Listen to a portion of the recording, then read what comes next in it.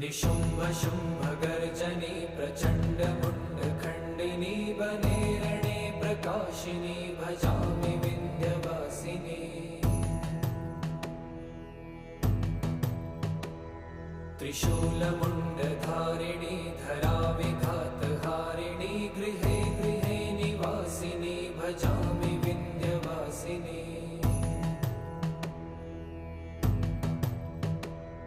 दरिद्र